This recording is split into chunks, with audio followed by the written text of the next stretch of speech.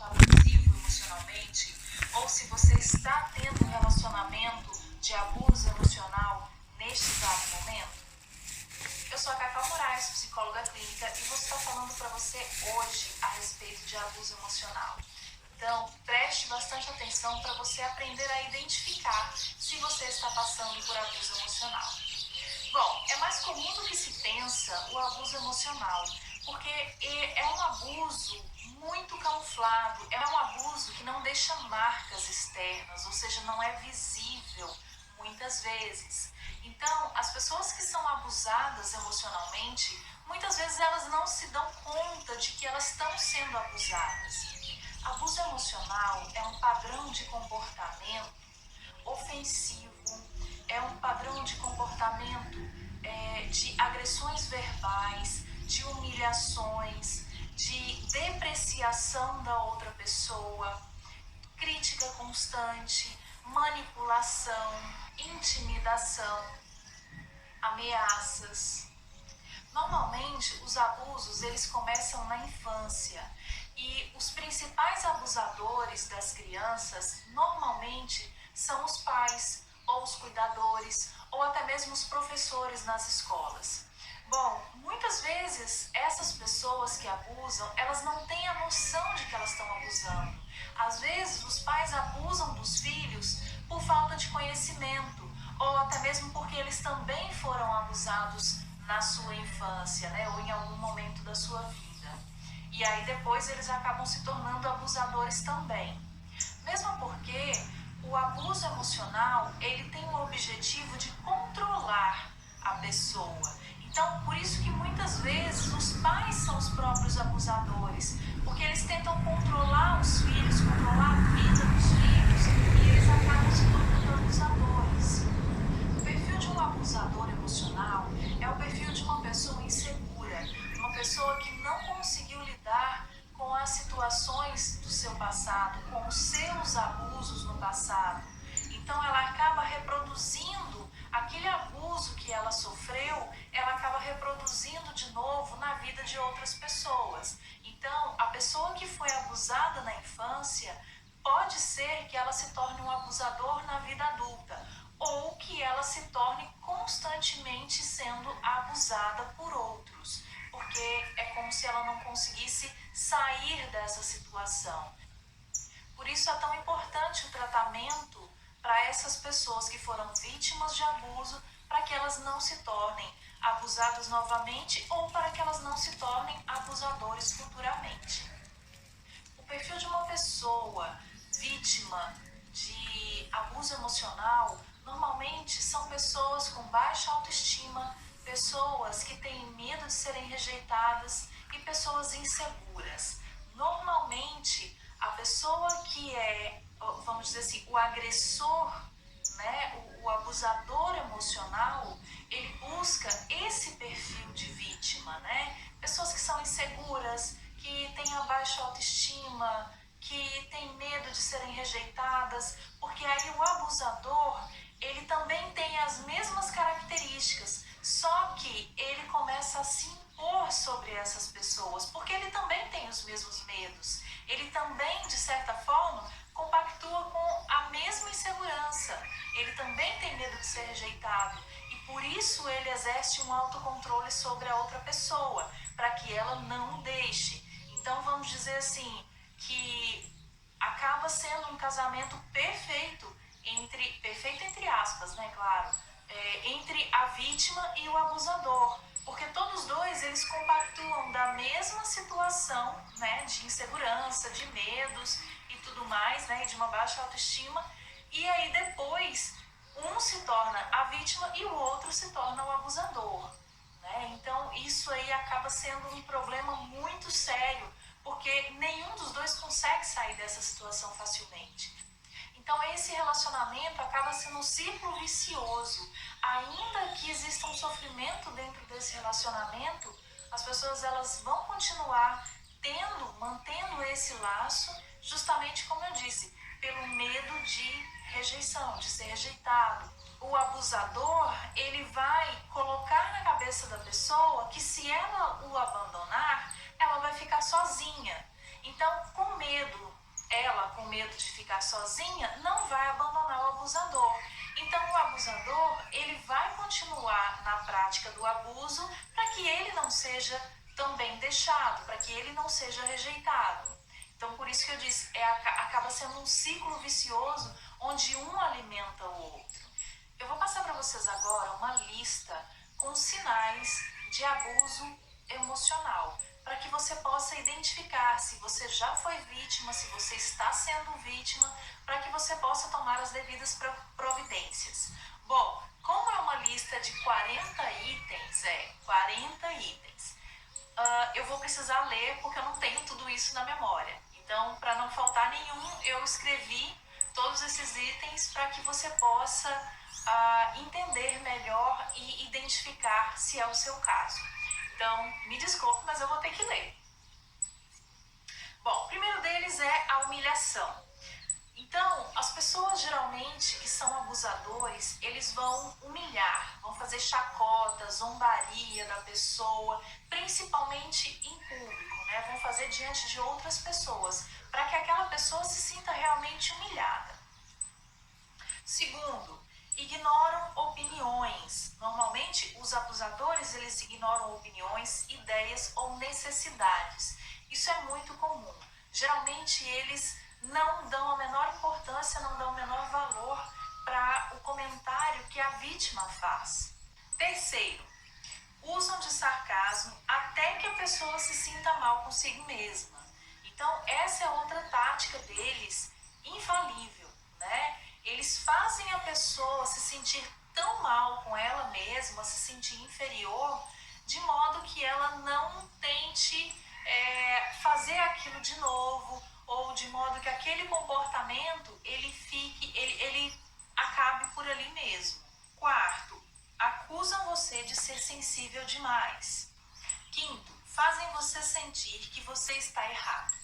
O outro é que está certo. Então isso aqui acontece comumente também, é uma das maiores estratégias deles, né? Toda briga que acontece, as coisas se revertem a seu contra. Se você está certo, o problema é seu. Ele está sempre certo, então você é que está errado.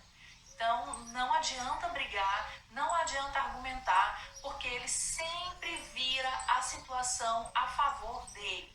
Quando eu falo ele, eu falo o abusador.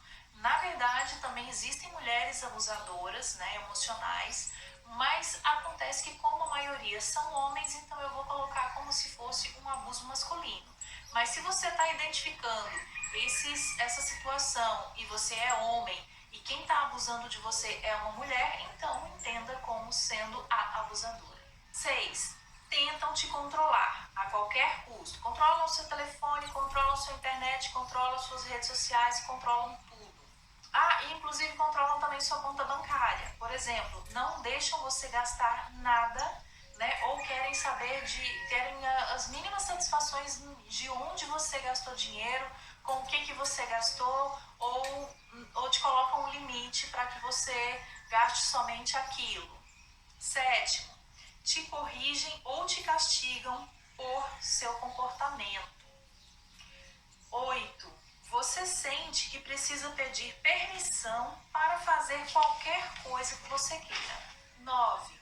Menosprezam ou diminuem suas conquistas, suas esperanças e os seus sonhos. Gente, isso aqui acontece muito fácil, né? Geralmente os abusadores, eles têm que apagar a estrelinha do outro para que a dele possa brilhar.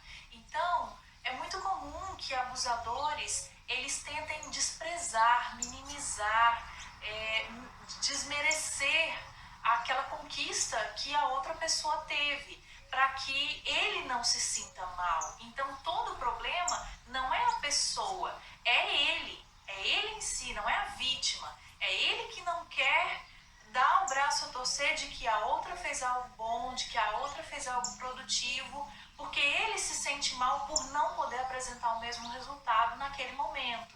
Então ele tenta sempre apagar a estrelinha do outro para que a dele possa brilhar. 10. Te olham com desaprovação. Fecham a cara pelo que você diz ou pelo que você fala. Então sabe aquela pessoa, né? Isso é bem tipo comportamento infantil, mas isso é realmente, né, uma falta de maturidade, de amadurecimento dessa pessoa quando ela faz isso. Na verdade, ela não está preparada para lidar, né, com as questões do outro. Por isso que ela age como criança. E fica lá fazendo cara, fecha a cara e faz boca e não gostei do que você está falando. E tem toda uma imagem corporal que acompanha a expressão dela e que você percebe que ela não gostou, que ela não está satisfeita, e isso acaba, no meio de outras pessoas, sendo constrangedor, porque ela deixa bem claro a desaprovação dela com relação ao que você disse ou ao que você fez. 11. Apontam seus defeitos, erros, falhas. Isso aqui também não falha.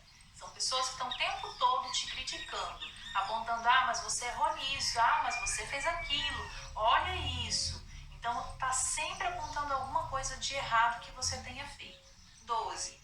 Invertem o sentido da culpa. Eu até falei um pouquinho disso agora mesmo, né? Se você está numa briga com uma pessoa que é abusador emocional, geralmente ele vai tentar dar um jeito, né, de fazer, ele vai manipular toda a verdade, toda a realidade a favor dele, para ele se beneficiar e você sempre será culpada. Então, isso aqui acontece demais dentro desses casos. Na verdade, tudo isso acontece demais, né?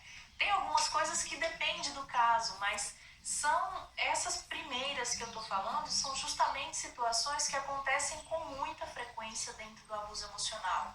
Porque essas pessoas, elas tentam se eximir de qualquer tipo de culpa para que o outro seja culpado. É como eu falei agora, né? A estrelinha dele tem que estar brilhando, a sua não. A sua não pode brilhar de forma nenhuma. Então ele não vai admitir que está errado, por mais que seja ele o errado na história. Sempre a culpa vai ser sua. 13. Te acusam ou te culpam por qualquer motivo. 14. Não aceita que riam dele e não tem a capacidade de rir de si mesmo. Sabe aquela situação onde você cometeu algum equívoco, né, algum erro e tal, e você ri de si mesmo? Nossa, que idiotice minha, que besteira, né, que eu fiz agora. Ridículo isso. Então, esse tipo de pessoa, né, esses abusadores emocionais, eles não têm essa capacidade de rir de si mesmo e de admitir que falharam em algum momento. Não, eles não admitem, nem eles riem deles mesmos, e ainda mais você. De forma nenhuma você pode rir dele ou de qualquer situação que ele tenha feito, ainda que seja uma situação onde não tem nada a ver, mas ele se sinta constrangido, né? Não tem que ser necessariamente algo que você fez para constrangê-lo, mas que ele simplesmente se sinta constrangido, que pareça para ele que você está humilhando ele ou que está desprezando ele, ele não vai aceitar. 15. Não toleram qualquer aparente falta de respeito. Então, ainda que a situação pareça, não é falta de respeito o que você falou, mas se ele achar que soou como falta de respeito, aí vai ter briga na certa. Porque ele não vai tolerar esse tipo de coisa. Porque ele considera que ele está acima de você.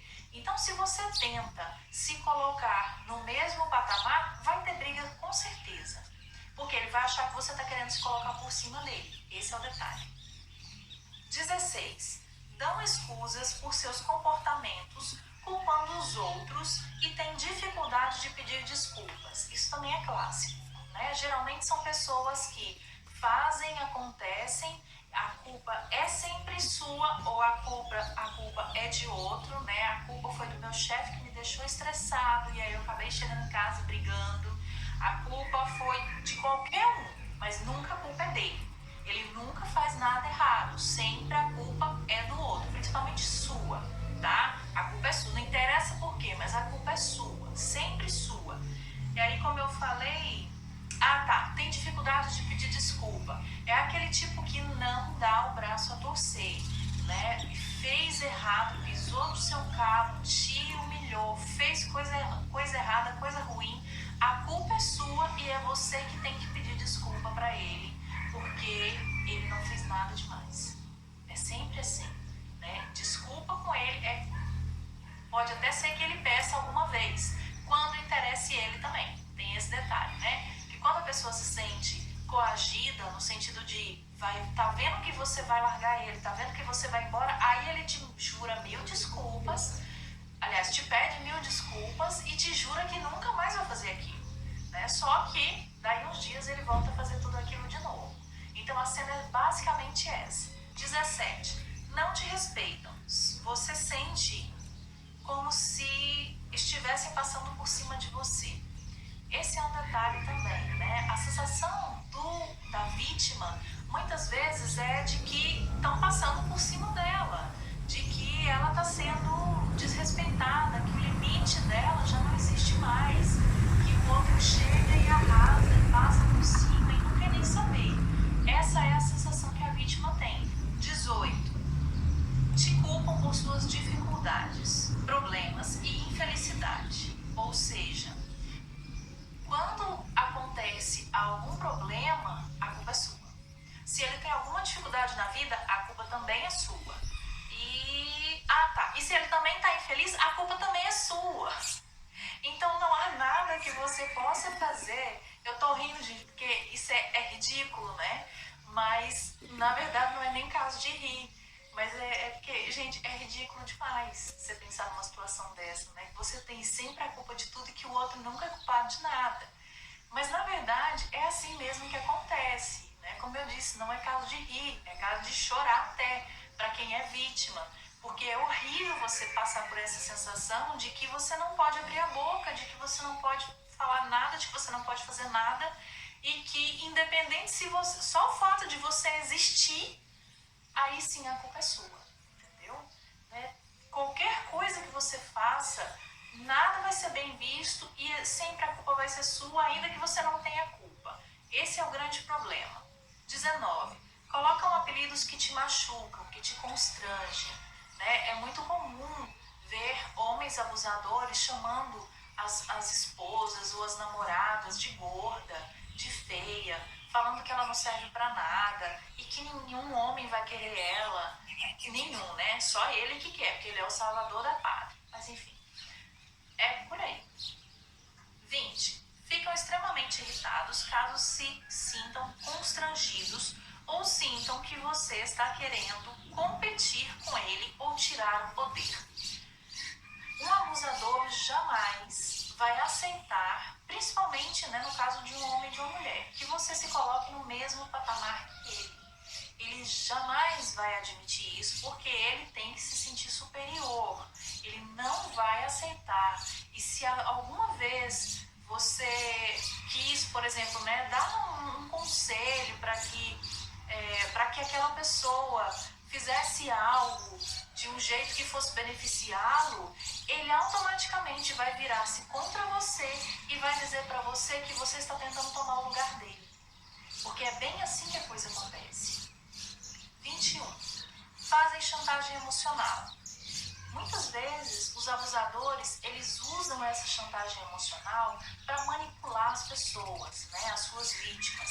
Por exemplo, eles falam que se a pessoa não fizer tal coisa, ele vai deixar aquela pessoa. Ou ele vai parar de falar com ela durante um tempo, ou ele usa qualquer tipo de argumento para tentar convencer aquela pessoa a fazer aquilo que ela quer. 22. Ficam de cara feia até conseguirem o que querem. 23. Usar o abandono, né, para conseguir certas coisas. E principalmente para promover castigo ou punição daquilo que eles não querem que você faça. Então, por exemplo, além da chantagem emocional, olha, se você não fizer isso, eu te abandono, eles também podem usar o abandono contra você, no sentido de que se você fizer tal coisa, eu te deixo. 25.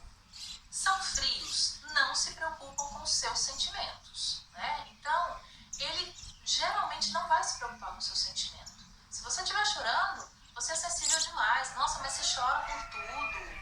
E não vai te dar apoio emocional para nada que você precisar. Isso é raramente. Pode até ser que no princípio, para ganhar você, para ganhar sua confiança, eles demonstrem ser sim preocupados com você, a sua sensibilidade e eles demonstram todo um carinho e eles têm toda uma lábia, né? Dizem que nunca vão te abandonar, que estão ali com você, que vão te dar apoio, que isso e que aquilo, e aí fazem toda uma novela, né, para te convencer, para te conquistar. E aí depois que já vem que você está conquistada e que você já está aceitando os abusos impostos por ele, aí é a hora dele começar a mostrar quem ele realmente é, sendo uma pessoa completamente frio e insensível com você e com seus sentimentos. 26. Fazem ameaças com a intenção de te controlar ou te assustar.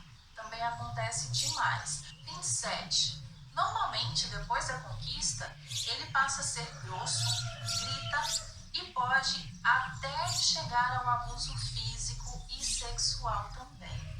Então é preciso ter muita atenção com isso, porque se o sujeito ele começa a gritar com você, te tratar com grosseria, abra bem os olhos, porque provavelmente você está sendo vítima de abuso. Ninguém deveria gritar com você. 28. Normalmente fazem você se sentir feia, inútil, um lixo. Pois é, como eu falei, né? Aquela história de colocar apelidinhos e tal, e de muitas vezes mesmo de humilhar e colocar a pessoa para baixo. Não, olha o tanto que você tá gorda, e olha, né, você não tem sucesso nenhum, olha o seu emprego, olha isso, olha aquilo. Então, geralmente, ele tenta diminuir você. Normalmente, ele tenta te fazer sentir inferior às outras pessoas, principalmente às outras mulheres. 29. Induzem você a achar que ninguém além dele vai querer estar com você. Pois é. Agora mesmo eu falei sobre isso, né? Ele é o super-herói. Você não vai estar com mais ninguém porque ele é o único que te quer. E aproveite porque ele é o único que te quer. Gente, isso não é verdade, né? Isso é justamente o que o abusador quer que você pense, porque se você pensar que ninguém mais no mundo vai te querer, aí você sobra para ele. E você nunca vai deixar ele, que é o medo que ele tem. Na verdade, ele é uma pessoa tão insegura que ele acha que se você o abandonar, é ele que nunca mais vai encontrar ninguém que queira estar com ele. 30. Você tem medo de se expressar com o abusador e principalmente na frente de outras pessoas. Então, é muito comum que, por exemplo, a vítima, ela tenha esse medo de se expressar porque... Gente, tá uma barulhada aqui. De novo, esse é o segundo vídeo que tem interferência de carro de polícia, ambulância, bombeiro, sei lá o quê. Gente, desculpa por todo esse barulho, mas é porque infelizmente eu não posso controlar, né, o ambiente externo. Fazer o quê? Então, como eu estava falando, o abusador, ele faz com que a vítima se sinta constrangida a dar qualquer opinião, porque a vítima ela fica condicionada a receber uma resposta negativa, a ser humilhada, a ser cortada, e ninguém quer isso. Então, a pessoa acaba evitando fazer certos tipos de comentários ou evitando até mesmo abrir a boca na frente do abusador e principalmente na frente de outras pessoas, porque ela não quer ser constrangida, ela não quer ser humilhada. Então, muitas vezes, ela acaba não falando nada sobre qualquer assunto na frente das outras pessoas para que ela não se sinta constrangida e humilhada pelo agressor, né? No caso, pelo abusador emocional.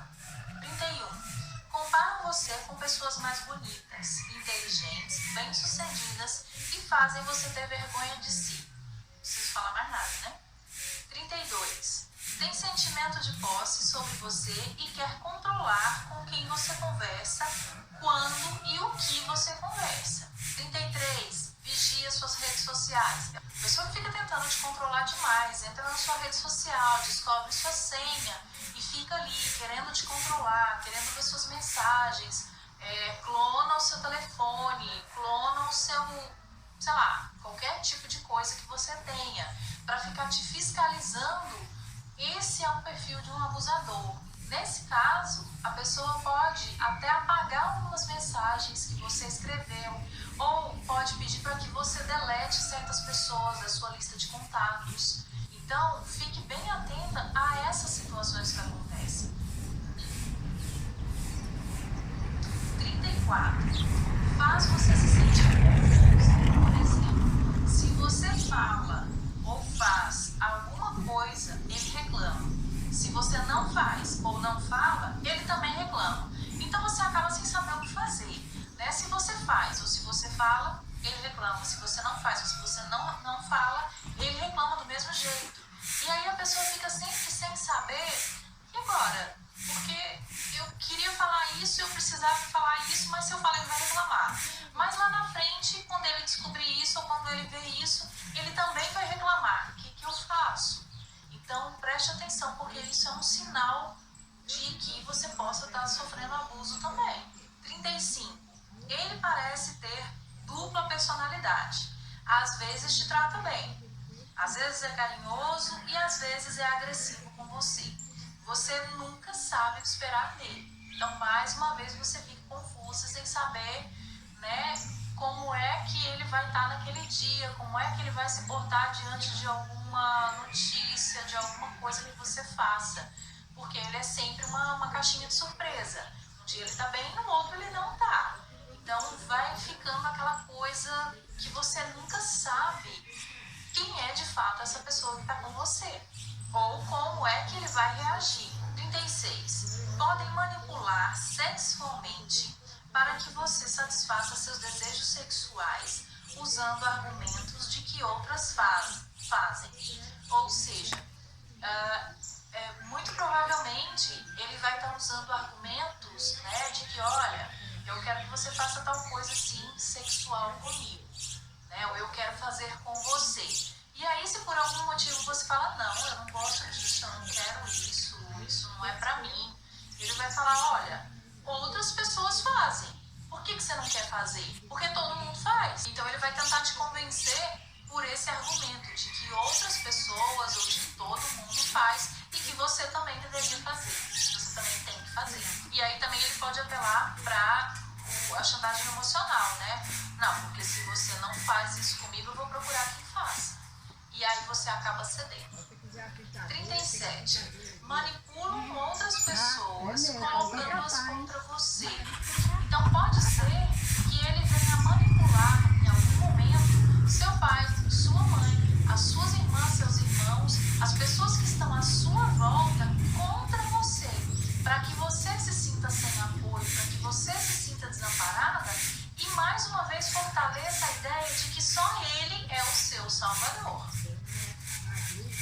38. Numa briga, eles sempre esperam que você venha pedir desculpas, mesmo que eles estejam errados, pois não dão o braço a torcer. Eu até falei um pouquinho sobre isso em outro item aí atrás, né, que geralmente eles não dão o braço a torcer e que eles ficam esperando que você tome a postura, né, que você venha pedir desculpas. Eles podem, no caso, sair de casa, ficar longe dias, podem ignorar você completamente até que você venha a pedir desculpas para eles. 39.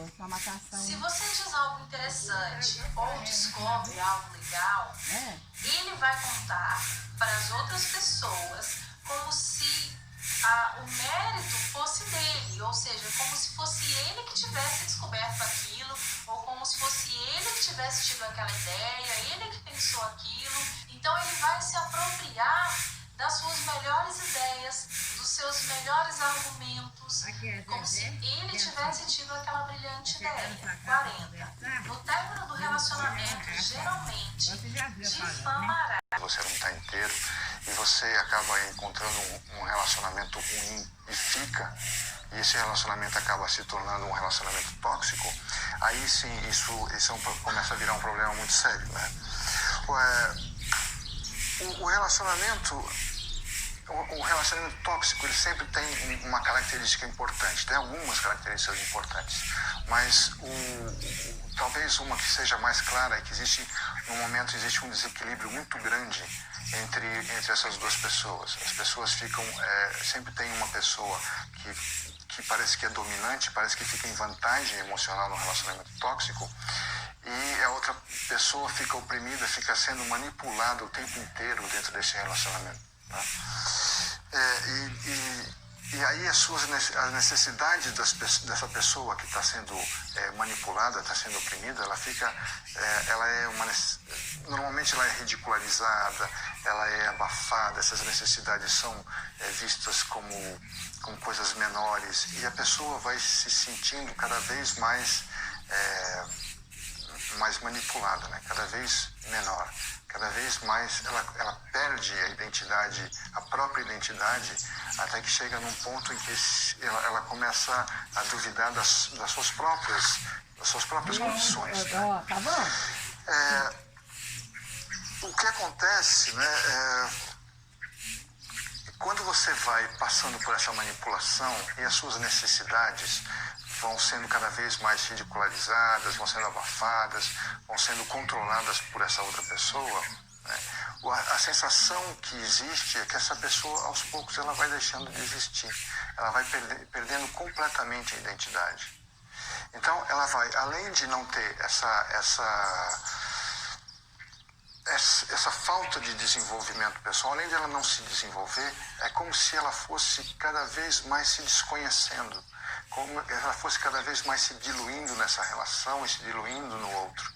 É como se, de repente, ela não soubesse mais onde ela começa, onde ela termina, onde começa o outro, onde termina o outro. Né? E nessa perda de identidade, ela começa a ficar cada vez menos operacional na vida. Ela não consegue mais ter uma existência autônoma. E ela vai ficando cada vez mais dependente dessa situação. E aí, então, você começa a perguntar, bom, se esses relacionamentos são tão ruins, são tão tóxicos, são tão destrutivos, né? São tão devastadores para as pessoas, por que as pessoas acabam ficando nesses relacionamentos? O que acontece que a pessoa não consegue sair disso, mesmo sabendo, mesmo intuindo que aquilo não faz bem para ela? Isso talvez seja o ponto mais importante de quando a gente começa a discutir sobre os relacionamentos tóxicos. Por que as pessoas não conseguem sair? Né? Bom, talvez o principal motivo da pessoa não conseguir sair... Oi, Monique. Elisane, tudo bem? Isaura, Alessandra, Liliane, boa noite, tudo bem? Deixa eu ver quem mais está aqui. Xi, Lúcia Fernanda, Ana Paula, Tilma Vieira. Oi, Viviane, tudo bem? Shirley, Cirlei, GG... Nossa, quantas pessoas que me acompanham, né? Bom, então, talvez o motivo principal de a pessoa não conseguir sair de um relacionamento tóxico é que, muitas vezes, ela não se dá conta de que ela está num relacionamento tóxico. E por que isso? Porque um relacionamento tóxico, um relacionamento destrutivo, ele não se estabelece, não se instala simplesmente do dia para a noite. Ele leva muito tempo, às vezes leva anos para se instalar. É uma coisa muito sutil que vai acontecendo no dia a dia. Isso vai como que fosse um veneno que fosse sendo inoculado assim, bem lentamente, né? Uma coisa bem sutil, né? Como se a pessoa fosse sendo cozida em fogo lento. Aquilo vai se instalando dessa forma. É claro, se fosse uma coisa grosseira, uma coisa repentina, uma coisa que logo você percebesse que estava acontecendo, simplesmente você parte para outra e deixa isso para lá. Mas a verdade é que esses relacionamentos eles vão se instalando, vão se construindo dia a dia, às vezes por anos. Né? Então, as pessoas às vezes não se dão conta que estão num relacionamento que é doentio, que é super destrutivo. Né? E isso faz com que seja difícil para ela se perceber dentro de um relacionamento assim. E isso talvez seja o fator principal de que a pessoa não siga em frente, que acabe ficando naquilo, porque falta essa percepção. Né? Depois disso, uma coisa que atrapalha demais as pessoas conseguirem sair desse relacionamento é uma sensação generalizada de medo. Né? É uma sensação, é como se fosse uma espécie, é um sentimento, é como se fosse uma névoa, assim, né? Esse medo ele vem com uma cara de névoa, que você não sabe, você não consegue enxergar direito através dele, mas você sabe que ele está lá, você sabe que ele tá muito presente, aquilo tá toda hora turvando a sua visão. Esse medo, ele atende por vários nomes, né? Ele, às vezes, é medo da solidão, às vezes é o medo de não conseguir seguir a vida sozinha, às vezes de não conseguir um outro companheiro, às vezes é o medo de não conseguir uma colocação no mercado de trabalho.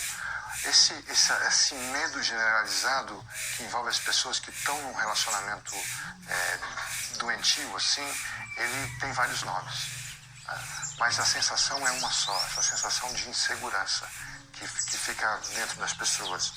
Depois, uma outra coisa que também breca muitas pessoas na hora de elas seguirem em frente, de elas decidirem seguir em frente, é uma ideia de que existem valores que são valores maiores do que elas mesmas e que não permite que elas rompam com esse relacionamento e sigam em frente, né? Oi, Rayane. Medo da solidão. Muita gente tem medo da solidão. Mas esses valores, eles podem vir de uma forma, de várias formas, tá? Então, por exemplo, tem pessoas que têm medo de romper um relacionamento doentio por conta dos filhos. E acham que os filhos vão sofrer se esse casamento, se esse relacionamento acabar. Mas elas não se dão conta de que um relacionamento tóxico, ele acaba intoxicando todos que estão ao seu redor, principalmente os filhos, né?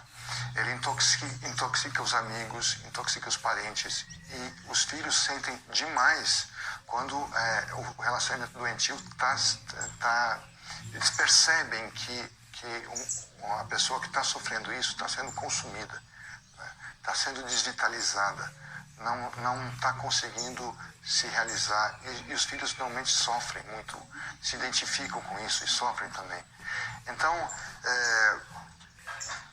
esses valores que às vezes a gente acha que são maiores do que a gente, às vezes eles não se justificam, tá? Muitas vezes também tem o medo, tem essa questão do que é que as pessoas vão pensar, né? O que é que as pessoas vão pensar se eu, de fato, decidir romper um relacionamento desse? Será que as pessoas vão me ver como desajustada, como uma pessoa incapaz? É como se houvesse um papel a ser desempenhado na sociedade, que a pessoa fica refém do pensamento dos outros, de que esse papel não vai ser conseguido, elas não vão conseguir desempenhar esse papel, né? Um terceiro fator que talvez seja o mais cruel de todos eles, que segura as pessoas num relacionamento doentio, é a culpa. Porque normalmente quem manipula uma relação, e sempre tem um manipulador dos relacionamentos tóxicos, relacionamentos doentios, quem manipula essa relação vai aos poucos, bem lentamente, construindo um certo discurso que se volta com particular esmero para essa questão da culpa, né? E do que é que eu estou falando? Normalmente essa culpa vem assim: olha, você falhou, olha, você não foi capaz de valorizar tudo que você tem, olha, você não consegue trazer felicidade, tudo que você faz está errado. Então, sempre tem a pessoa que manipula desta forma: olha, você não consegue, você não é capaz, você não conseguiu. E junto com esse dedo apontado trazendo culpa, normalmente vem o discurso da dívida, que é assim: olha, se não fosse por mim você não teria nada, olha, se não fosse por mim você não teria essa família que você tem, olha, eu te dei isso, eu te dei aquilo. Sempre tem essa dívida colocada para a pessoa, né? Olha, você me deve alguma coisa. Então, quando você junta isso, a questão da dívida e a questão do, olha, você não foi capaz, essa manipulação atinge um tal ponto, né, que a pessoa fica enlouquecida, e ela fica toda hora tentando consertar alguma coisa que, na verdade, nunca se quebrou, né? Ela fica correndo atrás de olha, se eu não fui capaz, então eu vou tentar ser, olha, se eu tenho uma dívida, eu vou tentar então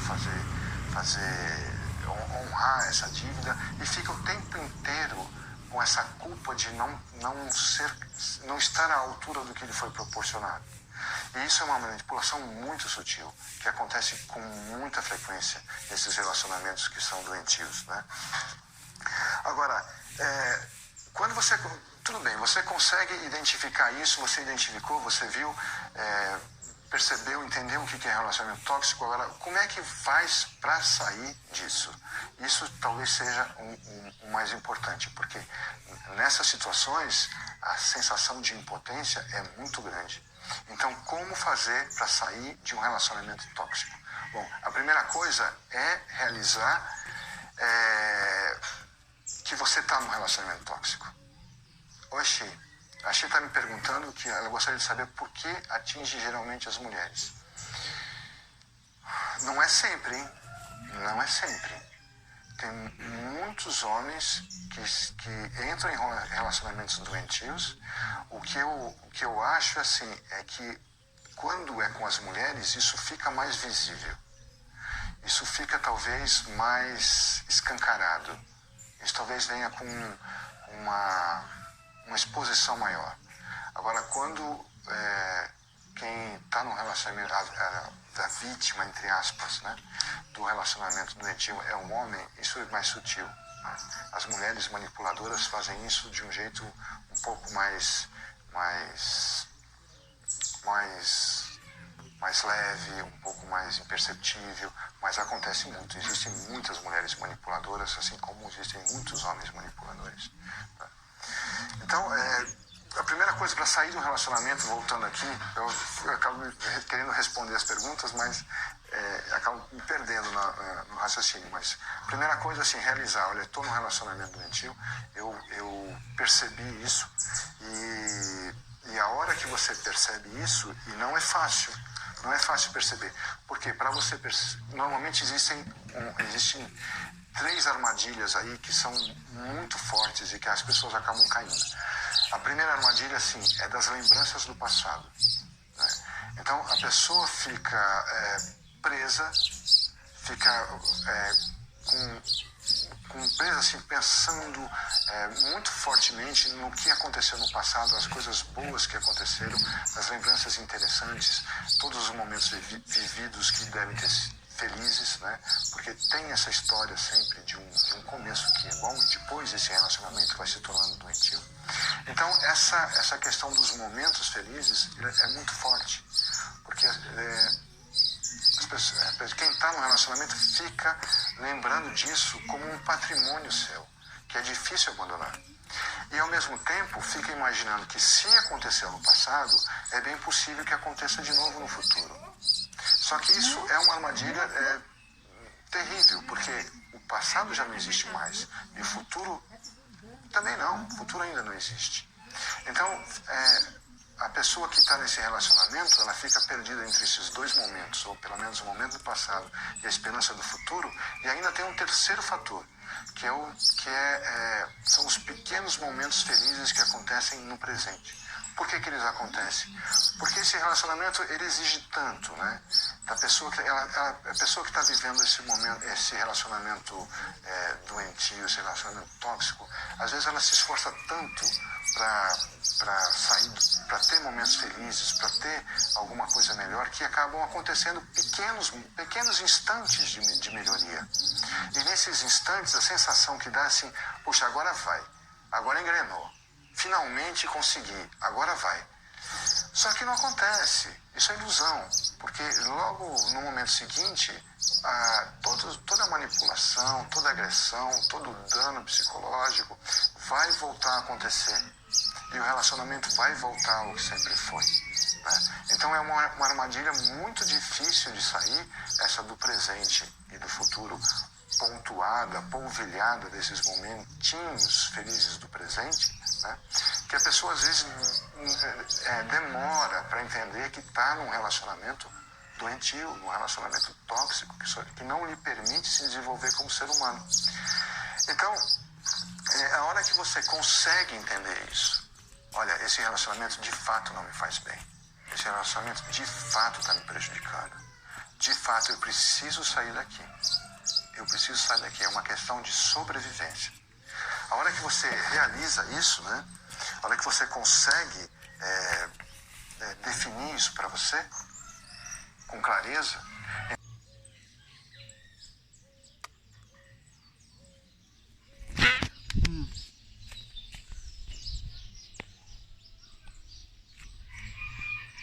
Não. 5 horas da manhã.